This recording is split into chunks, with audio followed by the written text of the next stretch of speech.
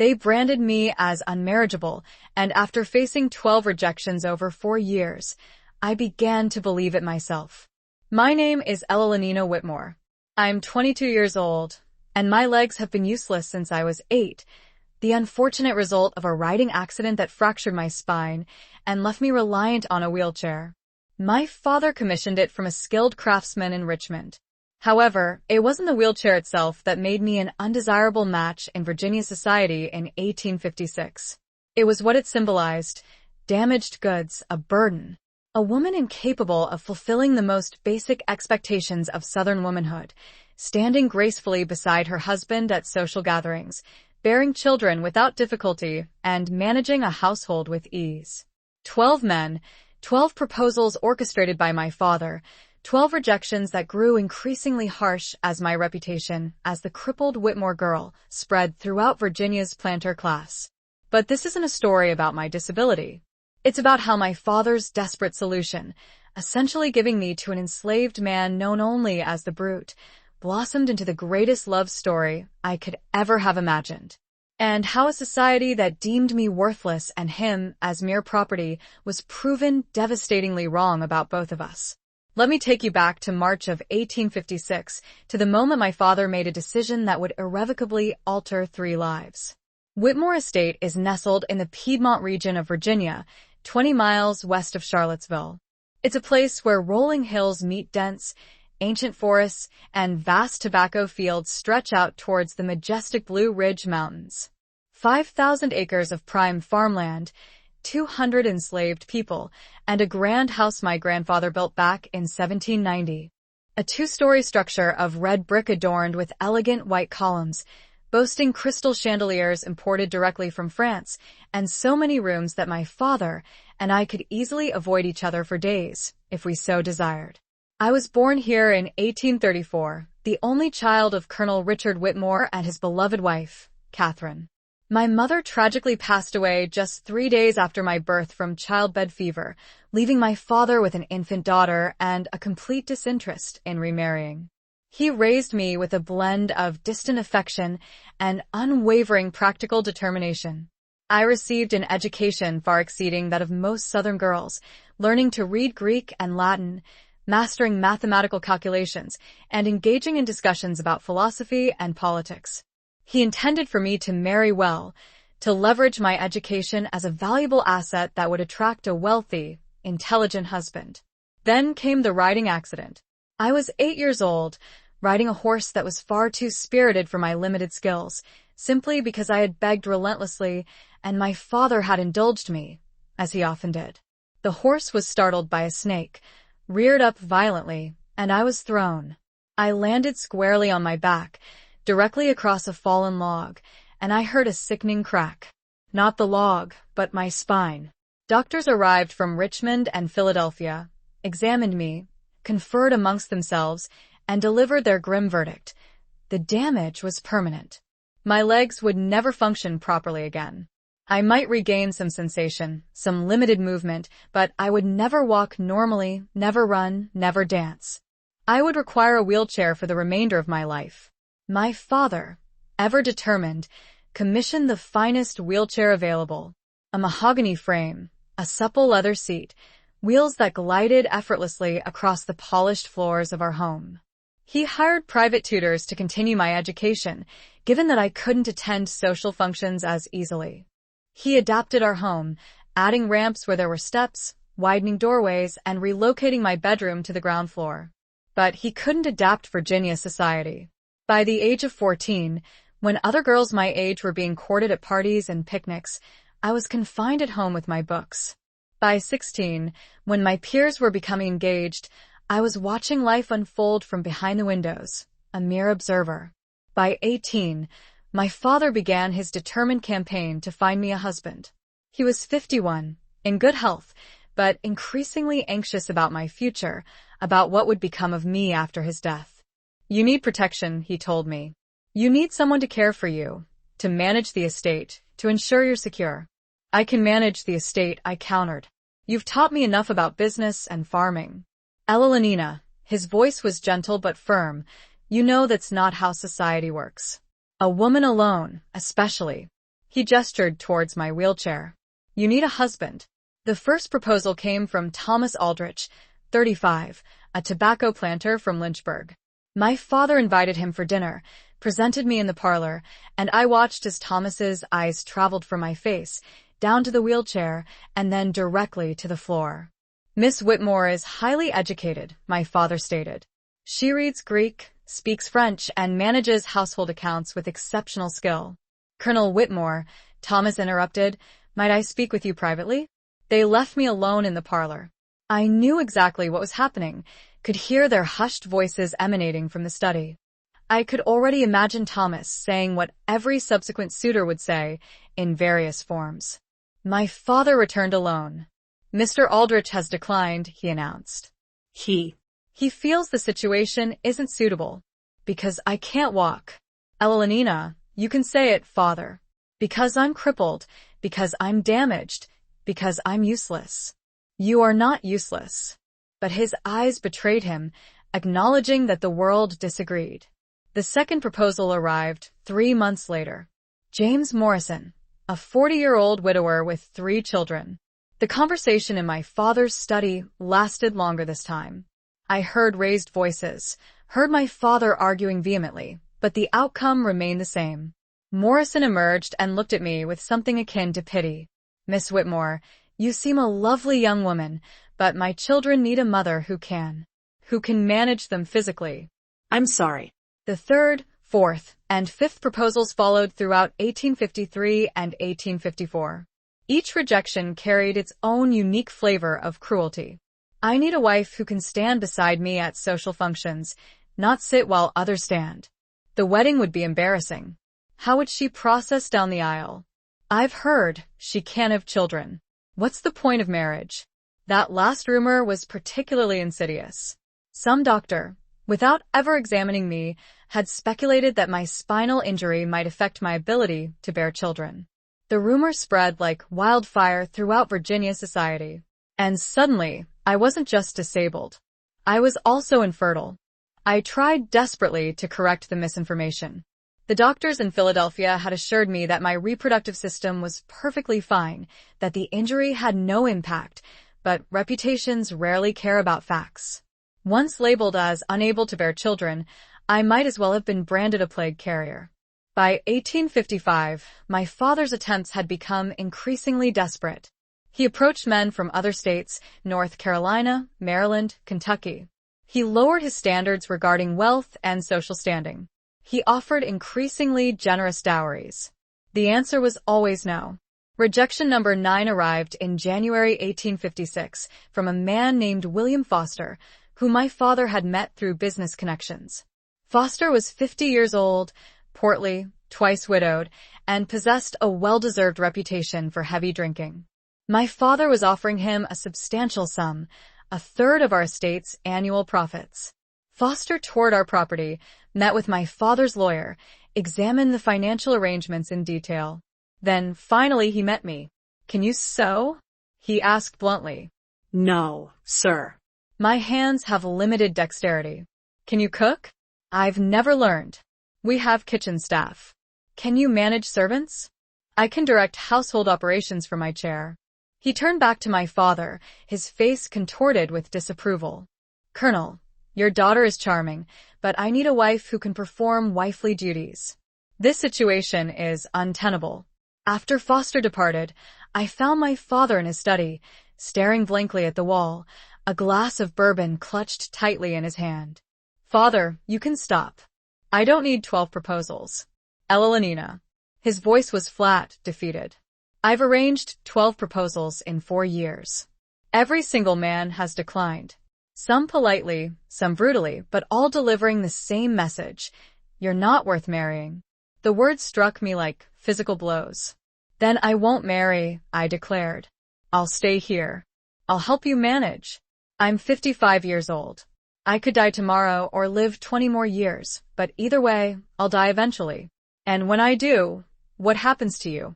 He finally looked at me, his eyes filled with a mixture of fear and despair. Our male relatives will inherit this estate. Do you think your cousin Robert will simply let you stay? He'll sell this place and give you some pittance to live on in a boarding house somewhere, entirely dependent on his charity. Then leave me the estate in your will. I can't. Virginia law doesn't allow it. Women can't inherit property independently, especially not unmarried women, and especially not. He gestured towards my wheelchair, unable or unwilling to finish the sentence. I felt tears welling up, but stubbornly refused to let them fall. Then what do you suggest? He took a long swallow of his bourbon. I don't know, but I have to figure something out because I will not leave you unprotected. That was in February 1856. For weeks later, my father summoned me to his study and revealed his solution. A solution so radical, so shocking, so completely outside the boundaries of social norms that I was certain I had misheard him. I'm giving you to Josiah, he stated. He'll be your husband. I stared at him, dumbfounded. Josiah, the blacksmith? Yes, the enslaved blacksmith.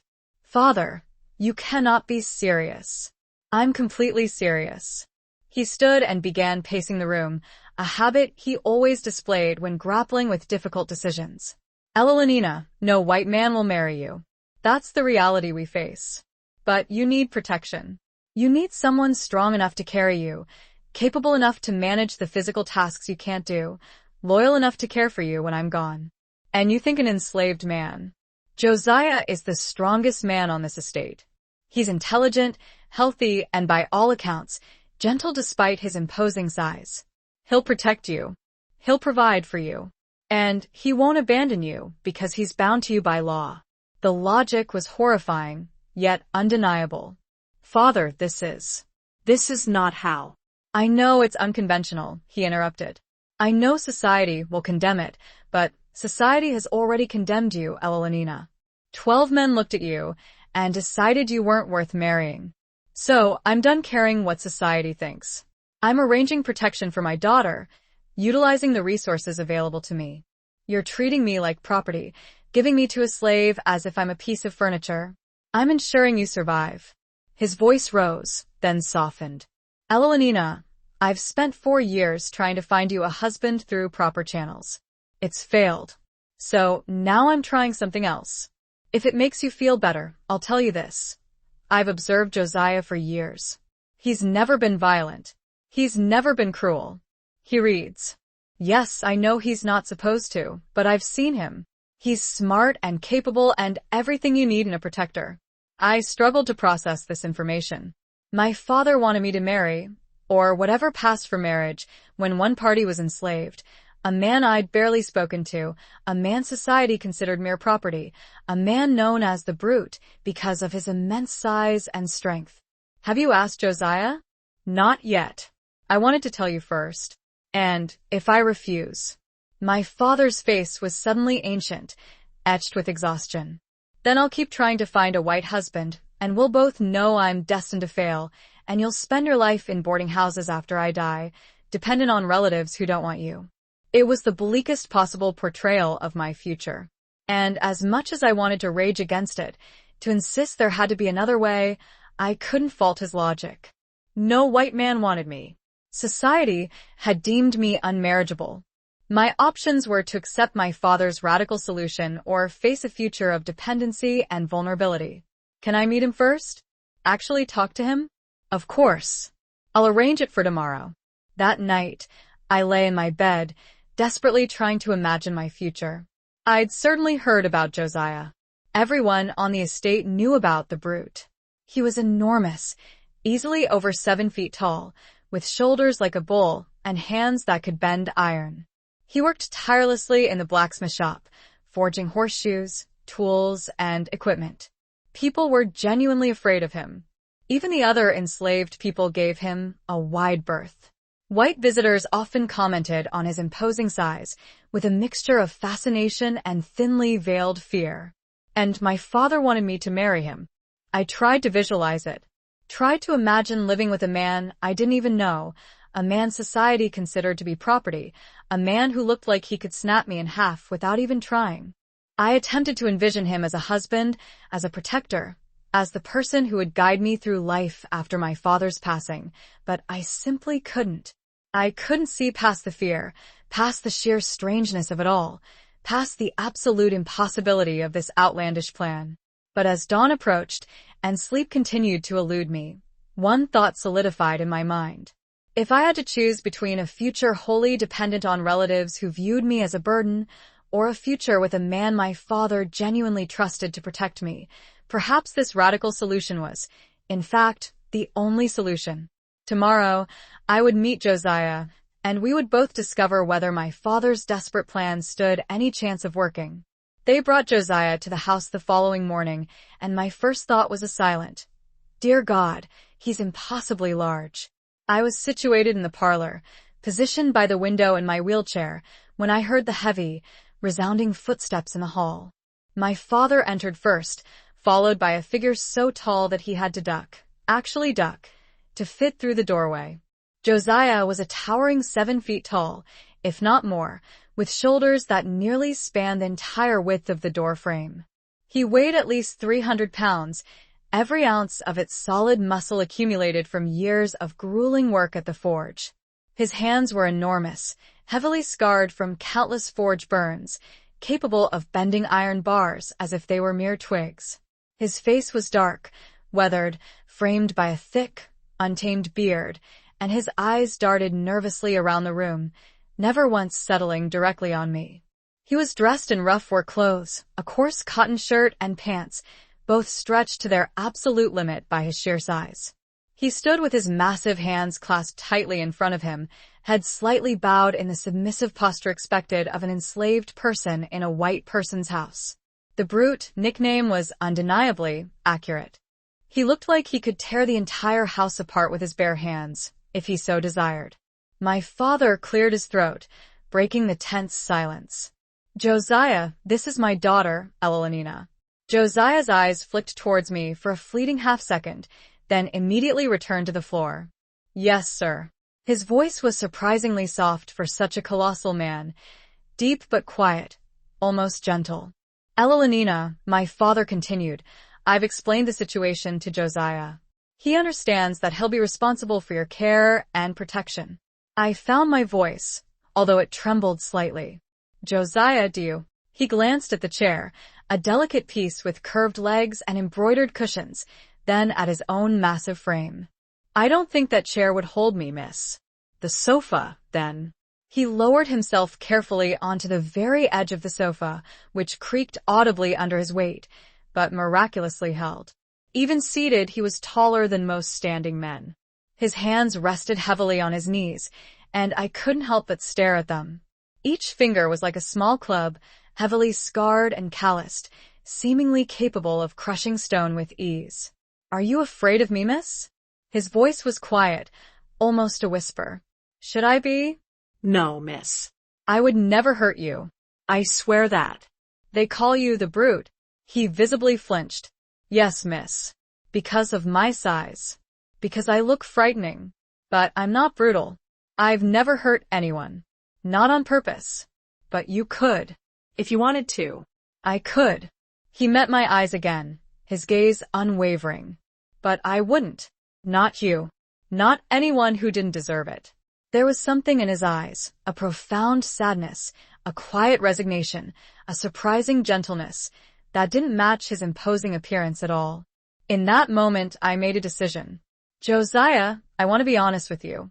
I don't want this any more than you probably do." "I don't know you." "You don't know me.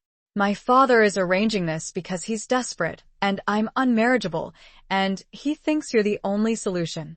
But if we're going to do this, if we're going to live together, work together, whatever this arrangement becomes, I need to know, are you dangerous?" "No, miss." "Are you cruel?" "No, miss." "Are you going to hurt me?" "Never, miss. I promise you, on everything I hold sacred, I will never hurt you." The sincerity in his voice was undeniable. He genuinely believed what he was saying. "Then I have another question," I continued. "Can you read?" The question clearly caught him off guard. His eyes widened, a flash of fear flickering across his face. "Why?" "Why do you ask?" "Because my father mentioned it. He said he'd seen you reading." "Is that true?" Josiah remained silent for a long moment, visibly weighing his options.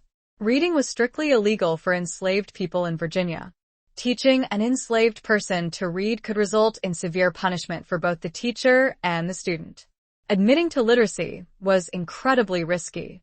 Finally, he said quietly, "Yes, miss, I can read. I taught myself when I was younger. I know it's not allowed, but I couldn't stop myself. Books are. He struggled to find the right words. They're doorways to places I'll never go, to thoughts I'd never have otherwise. What do you read? Whatever I can find, miss. Old newspapers, mostly. Sometimes books I borrow from other slaves who found them. I read slowly. I didn't learn properly, but I read. Have you read Shakespeare?" He looked startled once again. "Yes, miss. There's an old copy in the library that no one ever touches. I've read it at night when everyone's asleep." "Which plays?" "Hamlet, Romeo and Juliet, The Tempest." His voice gained a hint of enthusiasm, despite his efforts to remain composed. "The Tempest is my favorite. The idea of Prospero controlling the island with magic, of Ariel longing for freedom, of Caliban being treated as a monster, but maybe being more human than anyone." He stopped abruptly, as if suddenly remembering his place. "Sorry, miss. "I'm talking too much." "No," I said, smiling, genuinely smiling for the first time during this bizarre conversation. Keep talking. "Tell me about Caliban." And then something extraordinary happened. Josiah, the massive enslaved man known as the Brute, began discussing Shakespeare with an intelligence and insight that would have impressed even the most esteemed university professors. Caliban is called a monster, but Shakespeare shows us that he's been enslaved. His island was stolen from him, his mother's magic dismissed as mere witchcraft. Prospero calls him a savage, but Prospero is the one who came to the island and claimed ownership of everything, including Caliban himself. So, who's really the monster? I was utterly fascinated, completely captivated by his perspective. You see Caliban as sympathetic. I see Caliban as human, treated as less than human, but human nonetheless. Like. He trailed off, hesitant to complete the thought. Like enslaved people, I finished for him. Yes, miss. We talked for 2 hours, about Shakespeare, about books, about philosophy, and about ideas. Josiah was largely self-educated, his knowledge somewhat patchy and informal, but his mind was remarkably sharp, and his unquenchable thirst for knowledge was obvious. And as we talked, my initial fear began to dissipate. This man wasn't a brute. He was intelligent, gentle, thoughtful, trapped in a body that society looked at and saw only a monster. Finally, as the conversation wound down, I said, "Josiah, if we do this, if we become whatever my father wants us to become, I want you to know something. I don't think you're a brute. I don't think you're a monster. I think you're a person who's been forced into an impossible situation just like me." His eyes suddenly welled up with tears. "Thank you, miss." "Call me Ellalinina when we're alone." "Call me Ellalinina." "I shouldn't, miss." "That wouldn't be proper." "Nothing about this entire situation is proper, Josiah. If we're going to be husband and wife, or whatever this arrangement is, you should use my name." He nodded slowly, a flicker of understanding in his eyes. "Ellalinina." My name, spoken in his deep, gentle voice, sounded almost like music. "Then you should know something, too," I continued. "I don't think you're unmarriageable. I think the men who rejected you were fools. Any man who can't see past a wheelchair to the person inside doesn't deserve you." It was the kindest thing anyone had said to me in 4 long years. "Will you do this, Josiah? Will you agree to my father's plan?" "Yes," he answered without hesitation. "I'll protect you. I'll care for you. And I'll try. I'll try to be worthy of you. And I'll try to make this bearable for both of us." We sealed the agreement with a simple handshake. His enormous hand completely swallowed mine, surprisingly warm and incredibly gentle. My father's radical solution suddenly seemed less impossible, less terrifying than it had before. The arrangement formally commenced on April 1st, 1856. My father held a small ceremony, not a wedding in the legal sense, since enslaved people couldn't legally marry, and certainly not a wedding that white society would ever recognize between a white woman and a black man. But he gathered the household staff together, read aloud some verses from the Bible, and announced that Josiah was now officially responsible for Elanina's care and protection. He speaks with my full authority regarding Elanina's welfare, my father declared to the assembled enslaved people and white overseers. Treat him with the respect that his position deserves. A room was prepared for Josiah, adjacent to mine, connected by a simple door, but separate, maintaining some semblance of propriety. He moved his few meager belongings from the slave quarters, some clothes, a few cherished books he had secretly accumulated over the years, and his essential tools from the forge. The first few weeks were undeniably awkward. We were essentially strangers, thrust together and attempting to navigate an impossible situation. I was accustomed to being cared for by female servants. He was accustomed to performing heavy labor in the sweltering heat of the forge. Now, he was responsible for incredibly intimate tasks, helping me dress, carrying me when the wheelchair simply wouldn't suffice, and assisting with personal needs that I had never imagined discussing with any man. But Josiah approached every task with extraordinary gentleness and utmost respect. When he needed to carry me, he would always ask for my permission first. When helping me dress, he would avert his eyes whenever possible, ensuring my modesty. And when I needed assistance with private matters, he always managed to maintain my dignity, even when the situation was inherently undignified. I know this is uncomfortable, I told him one day after a particularly awkward morning. I know you didn't choose this. Neither did you. He was busy reorganizing my bookshelf. I had mentioned wanting the books arranged in alphabetical order, and he had wholeheartedly taken it upon himself as a personal project. But we're making it work, aren't we? He looked at me, his enormous frame somehow non-threatening as he knelt beside the towering bookshelf. Elanina, I've been enslaved my whole life. I've done backbreaking labor in heat that would kill most men. I've been whipped for minor mistakes, sold away from my family, and treated like nothing more than an ox with a voice. This. He gestured around the comfortable room, his eyes filled with a quiet wonder. Living here, caring for someone who actually treats me like a human being, having access to books and stimulating conversation. This is not hardship. But you're still enslaved. Yes, but I'd rather be enslaved here with you than free, but completely alone. Somewhere else. He immersed himself in books again. Is it wrong to say that their relationship wasn't entirely unwelcome? I don't believe so. I believe it's an honest assessment. By the end of April, a comfortable routine had developed between us.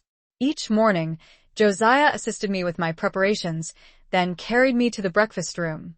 After the meal, he would return to the blacksmith forge. My father still relied on his blacksmithing skills, while I dedicated my time to managing household accounts and correspondence in the library. In the afternoons, Josiah would return, and we'd spend our time together. Occasionally, I would observe him working at the forge, fascinated by his ability to transform raw iron into functional objects. Other times, he'd read to me. His reading comprehension had improved significantly, thanks to his access to my father's extensive library and my dedicated tutoring. In the evenings, we would engage in deep conversations, discussing his childhood experiences on a different plantation, sharing memories of his mother who had been sold away when he was only 10 years old, and contemplating his dreams of freedom, which seemed incredibly distant. I, in turn, would share stories about my mother who passed away during my birth, the accident that left me paralyzed, and the feeling of being trapped within a body that wouldn't cooperate, and a society that didn't seem to have a place for me. We were, in essence, two discarded individuals finding solace and understanding in each other's presence. In May, a significant shift occurred in our relationship. I had been watching Josiah work at the forge, a habit I had grown accustomed to. He was in the process of crafting a new set of hinges for the barn door, heating the iron until it glowed a brilliant orange before skillfully hammering it into the desired shape. Do you think I could try? I asked impulsively, catching him by surprise. Try what, Eleanor? The forge work, hammering something. Eleanor, it's a hot and potentially hazardous environment. Moreover, I had never engaged in any physically demanding activity in my life, as everyone assumed I was too fragile, but perhaps with his guidance. He paused, studying me intently before finally nodding in agreement. Okay, let me set things up safely for you. He carefully positioned my wheelchair close to the anvil and heated a small piece of iron until it was pliable. He placed it on the anvil and handed me a lighter hammer, still substantial in weight but manageable. Hit right there. Don't focus on strength. Simply feel the metal yielding to your touch. I swung the hammer. It landed on the iron with a weak thunk, barely leaving a mark. Again, put your shoulders into it. I swung with more force, achieving a slightly better impact. The iron bent ever so slightly. Good. Again. I continued to hammer relentlessly. My arms burned with exertion, my shoulders ached, and sweat streamed down my face. Nevertheless, I was engaged in physical labor, actively shaping metal with my own hands. Once the iron had cooled, Josiah held up the slightly bent piece. Your first project? It's not much, but you created it. I found myself crying and laughing simultaneously. I had created something tangible with my own hands, with strength I didn't know I possessed. You're stronger than you realize, he said gently as he set down the iron. You've always been strong. You simply needed the right activity. From that day onward, I spent countless hours at the forge. Josiah patiently taught me the fundamentals, how to heat the metal, how to wield the hammer, and how to shape the material. While I lacked the strength for heavy-duty work, I was able to create smaller items such as hooks, simple tools, and decorative pieces. For the first time in the 14 years since my accident, I felt physically capable. My legs may not have functioned, but my arms and hands did, and in the forge, that was all that mattered. June brought a different sort of revelation. We were in the library one evening, and Josiah was reading Keats's poetry aloud. His reading skills had progressed to the point where he could tackle more complex texts with confidence. His voice was ideally suited for poetry, deep and resonant, imbuing each line with profound meaning. A thing of beauty is a joy forever, he read. Its loveliness increases. It will never pass into nothingness. Do you truly believe that? I asked. That beauty is permanent. I think beauty in memory is permanent. The object itself may fade, but the memory of its beauty endures. What's the most beautiful thing you've ever seen? He was silent for a moment, lost in thought. You yesterday at the forge, covered in soot, sweating, and laughing as you hammered that nail. That was beautiful. My heart skipped a beat. Josiah, I'm sorry. I shouldn't have. No. I rolled my wheelchair closer to where he sat. Say it again. You are beautiful. You are beautiful. You've always been beautiful, Eleanor. The wheelchair doesn't change that. Your legs that don't work don't change that. You are intelligent, kind, brave, and yes, physically beautiful as well. The 12 men who rejected you were blind idiots. His voice was fierce with emotion. They saw a wheelchair and stopped looking any further. They didn't see you. They didn't see the woman who learned Greek simply because she could, who reads philosophy for pleasure, who learned to forge iron despite her legs' limitations. They didn't see any of that because they didn't want to see it. I reached out and took his hand, his enormous, scarred hand that could bend iron but held mine as if it were made of glass. Do you see me, Josiah? Yes, I see all of you, and you are the most beautiful person I have ever known. I think I'm falling in love with you. The words hung in the air between us. Dangerous, impossible words. A white woman and an enslaved black man in Virginia in 1856. There was no place within the constraints of society for the feelings I was experiencing.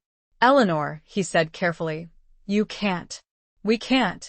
If anyone knew, they'd what? We're already living together. My father already gave me to you. What difference does it make if I love you? I cupped his face in my hand, having to reach up to do so, as his face was so much higher than mine, even when he was seated. I care about what I feel, and I feel love. For the first time in my life, I feel like someone sees me, really sees me. Not the wheelchair, not the disability, not the burden. You see Eleanor, and I see Josiah, not the slave, not the brute, but the man who reads poetry and creates beautiful things from iron and treats me with more kindness than any free man ever has. If your father knew, my father arranged this. He put us together. Whatever happens is partially his responsibility. I leaned forward.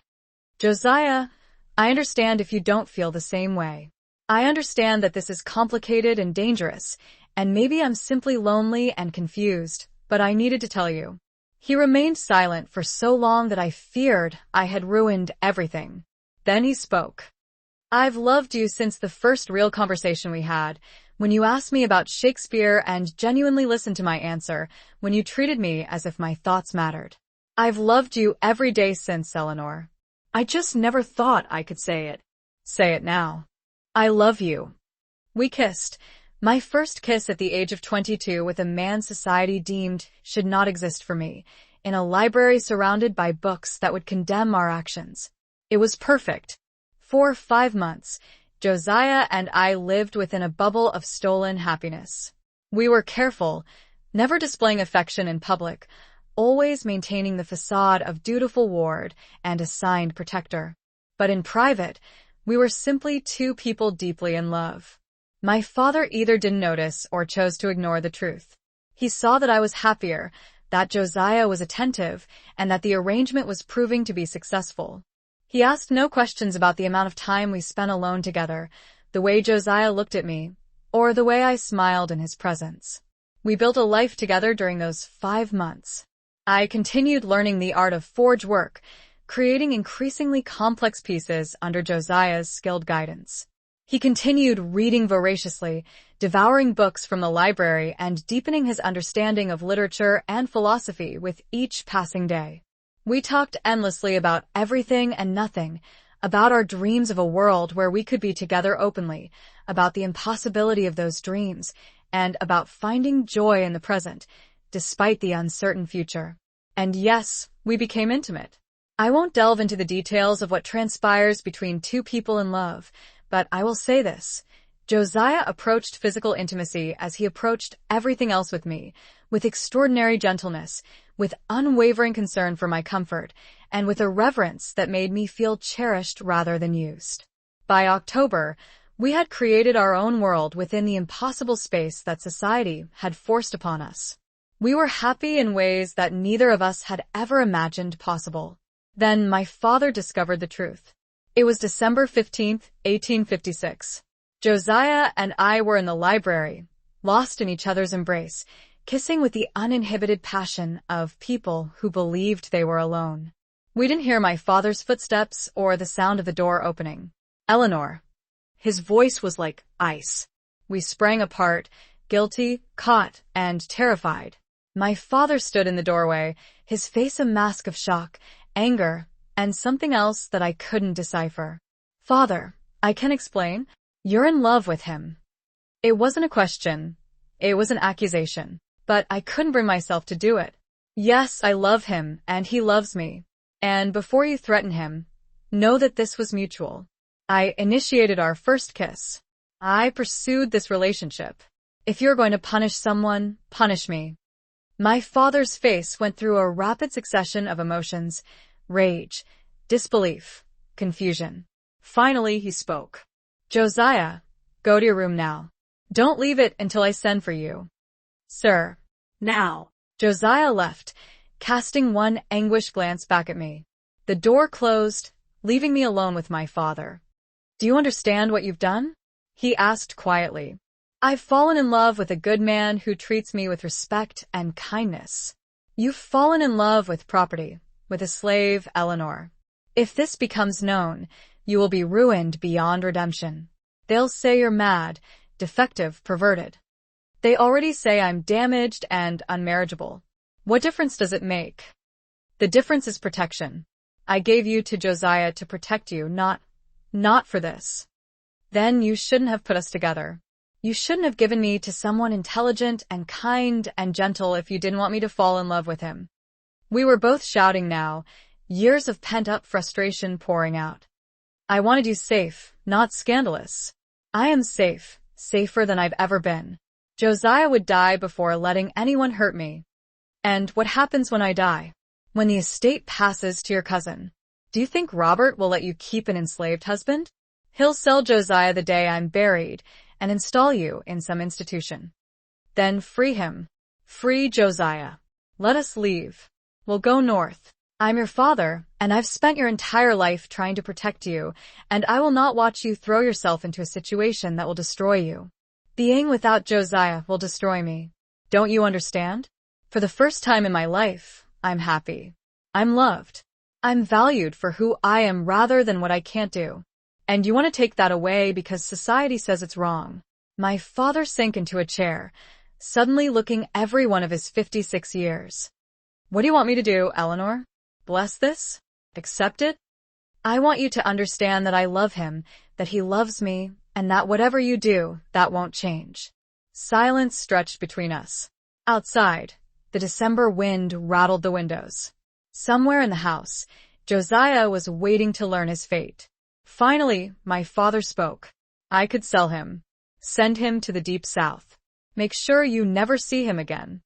My blood ran cold. Father, please. He looked at me with exhausted eyes. I could sell him.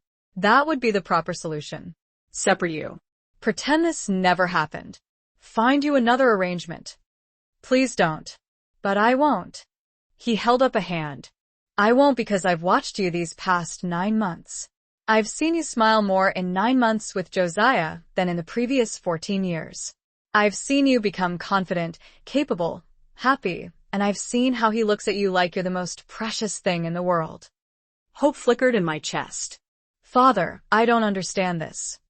I don't like it. It goes against everything I was raised to believe, but... He rubbed his face. But you're right. I put you together. I created this situation, and denying that you'd form a genuine bond was naive. So, what are you saying? I'm saying I need time to think, to figure out a solution that doesn't end with either of you miserable or destroyed. He stood. But Eleanor, you need to understand. If this relationship continues, there's no place for it in Virginia, in the South, maybe not anywhere. Are you prepared for that reality? If it means being with Josiah? Yes. He nodded slowly. Then I'll find a way. I don't know what yet, but I'll find a way. He left me in the library, my heart pounding, hope and fear warring inside me. Josiah was summoned back an hour later. We told him what my father had said, and he collapsed into a chair, overwhelmed. He's not going to sell me. He's not going to sell you. He's going to help us. He said he'd try to find a solution. Josiah put his head in his hands and cried, deep, shaking sobs of relief and disbelief. I held him as best I could from my wheelchair, and we clung to the fragile hope that maybe, somehow, my father would make the impossible possible. My father spent 2 months deliberating, 2 months during which Josiah and I lived in anxious suspension, waiting for his decision. We continued our routines, forge work, reading, conversations, but everything felt temporary, conditional on whatever solution my father conceived. In late February 1857, he called us both to his study. I've made my decision, he said without preamble. We sat across from him, me in my wheelchair, Josiah perched on a small chair, both of us holding hands despite the impropriety. There's no way to make this work in Virginia, or anywhere in the South. Society won't accept it, and laws actively forbid it. If I keep Josiah here, even as your declared protector, suspicions will grow. Eventually, someone will investigate, and you'll both be destroyed. My heart sank. This sounded like prelude to separation. So, he continued, I'm offering you an alternative, Josiah. I'm going to free you legally, formally, with documents that will stand up in any northern court. Eleanor, I'm going to give you $5,000, enough to establish a new life, and I'm going to provide letters of introduction to abolitionist contacts in Philadelphia who can help you settle there. I couldn't breathe. You're freeing him? Yes. And letting us go north together? Yes. Josiah made a sound, half sob, half laugh. Sir, I can't. You can and you will. My father's voice was firm, but not unkind. Josiah, you've protected my daughter better than any white man would have. You've made her happy.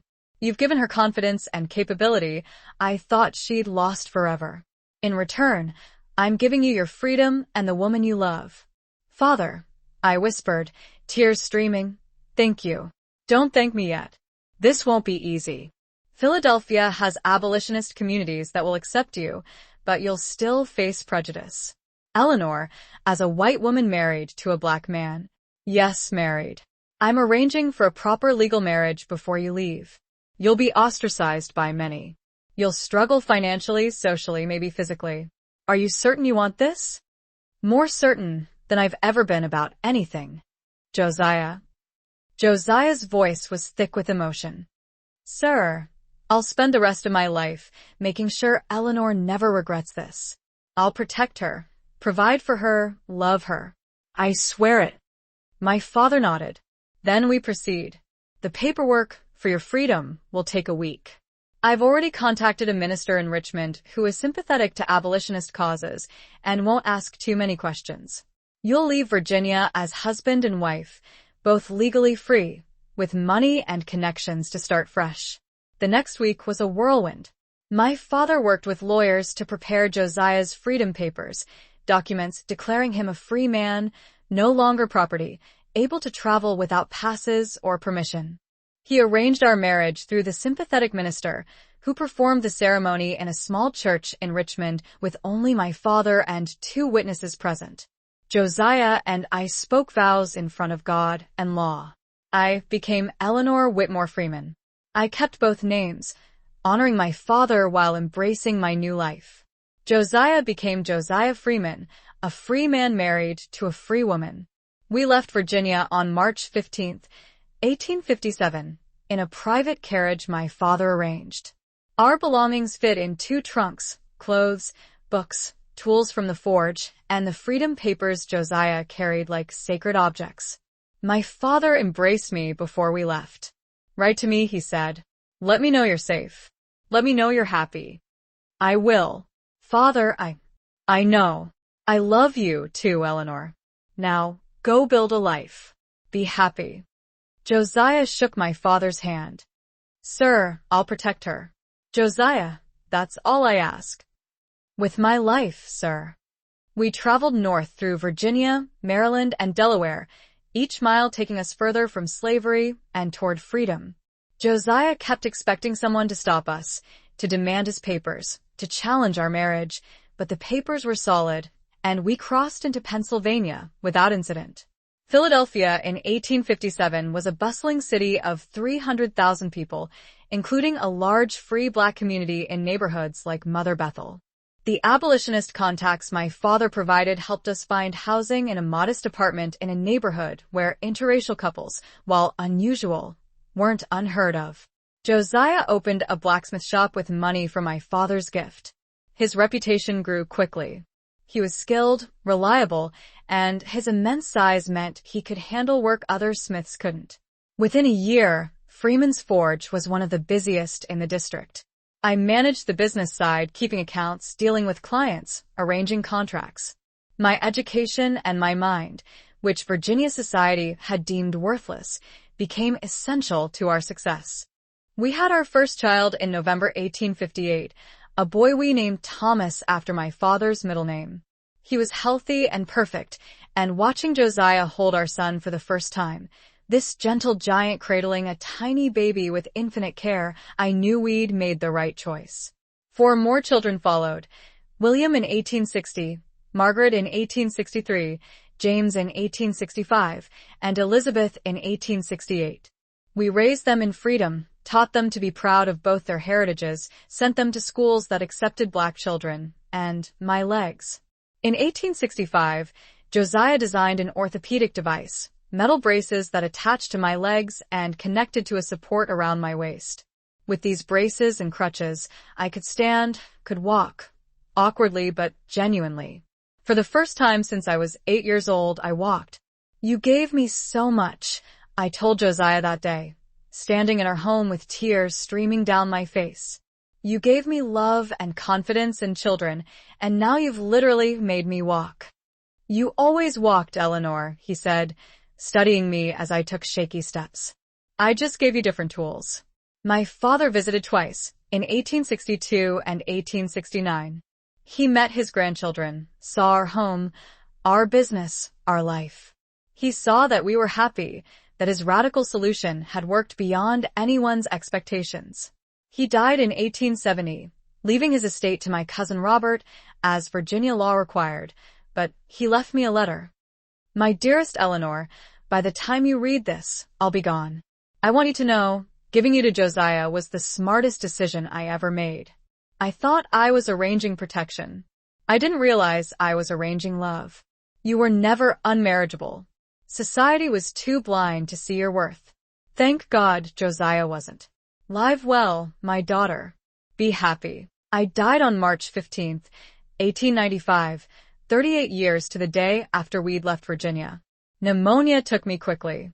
My last words to Josiah, spoken as he held my hand, were, "Thank you for seeing me, for loving me, for making me whole."